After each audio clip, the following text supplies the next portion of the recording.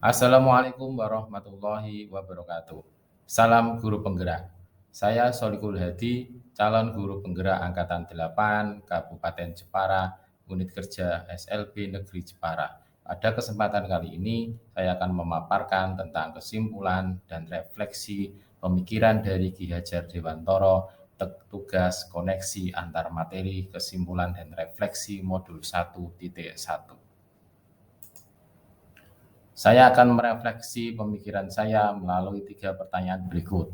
Yang pertama, apa yang saya percaya tentang murid dan pembelajaran di kelas sebelum saya mempelajari modul 1.1?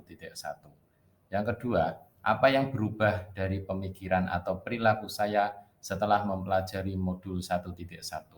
Yang ketiga, apa yang dapat segera saya terapkan lebih baik agar kelas saya mencerminkan perilaku Ki Hajar Dewantoro? Saya percaya tentang murid dan pembelajaran di kelas saya sebelum saya mempelajari modul 1.1, yaitu 1. Guru mendominasi pembelajaran atau teacher center. Yang kedua, pembelajaran hanya terfokus kepada kognitif anak. Yang ketiga, siswa cenderung pasif dan motivasi belajar kurang. Yang keempat adalah belajar hanya terfokus di dalam kelas. Berikut adalah kegiatan belajar mengajar di SLB Negeri Jepara sebelum saya mempelajari modul 1.1.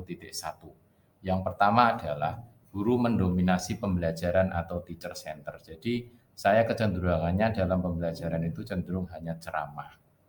Yang kedua, pembelajaran hanya berfokus kepada kognitif anak. Padahal tidak hanya kognitif saja yang perlu kita kejar untuk kebahagiaan atau untuk keberhasilan anak. Yang ketiga, siswa cenderung pasif dan dalam motivasinya kurang dalam belajar. Jadi ketika saya ajukan pertanyaan untuk para siswa, siswa cenderung diam dan tidak ada yang mau mengutarakan pendapatnya.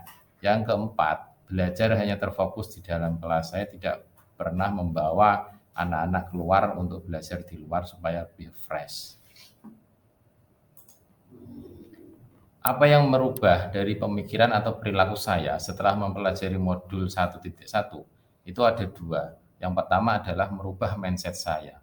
Yang pertama adalah guru bukan satu-satunya sumber belajar. Jadi anak-anak itu bisa mencari referensi-referensi yang lain untuk belajar, tidak hanya dari saya sebagai seorang guru. Yang kedua, pembelajaran itu harus berpusat kepada anak. Jadi semata-mata pembelajaran itu untuk kemajuan anak. Yang ketiga adalah setiap anak mempunyai karakter belajar yang berbeda-beda. Dalam satu kelas, karakter anak dalam belajar itu berbeda-beda satu dengan yang lain. Ada yang memang responnya cepat, ada yang memang responnya lambat. Jadi kita sebagai seorang pendidik itu harus bisa mengakomodir kebutuhan belajar anak-anak. Kemudian yang kedua, merubah perilaku saya. Perilaku contohnya satu, mengemas pembelajaran semenarik mungkin. Jadi pembelajaran saya buat untuk lebih menarik menggunakan media-media pembelajaran yang lebih variatif.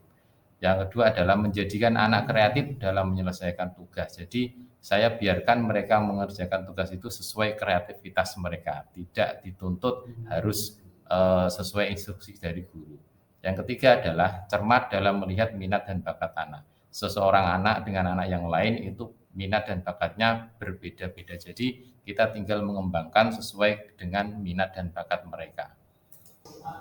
Apa yang dapat segera saya terapkan supaya kelas saya itu lebih baik dan mencerminkan pemikiran Ki Hajar Dewantoro adalah satu, merancang pembelajaran yang efektif dan menarik dengan melibatkan anak.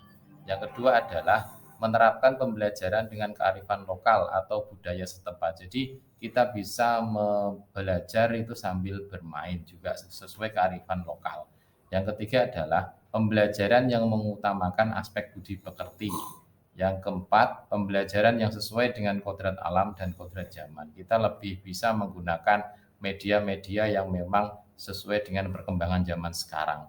Yang kelima adalah mengintegrasikan pembelajaran dengan bermain. Jadi supaya mereka lebih semangat bahwa belajar itu bisa sambil bermain dan bermain itu bisa dengan sambil belajar. Yang dapat saya terapkan ke kelas supaya mencerminkan pemikiran Ki Hajar Dewantara adalah sebagai berikut. Yang pertama, pembelajaran di luar kelas. Sesekali siswa saya ajak untuk belajar di luar kelas.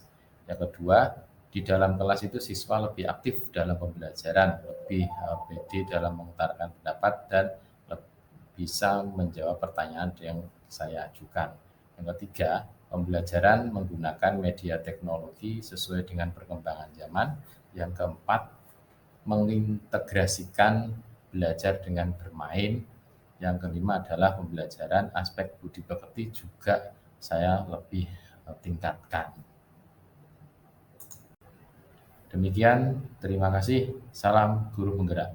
Shodiqul Hadi, calon guru penggerak Angkatan 8, Kabupaten Jepara, Satmingkal SLB Negeri Jepara. Wassalamualaikum warahmatullahi wabarakatuh.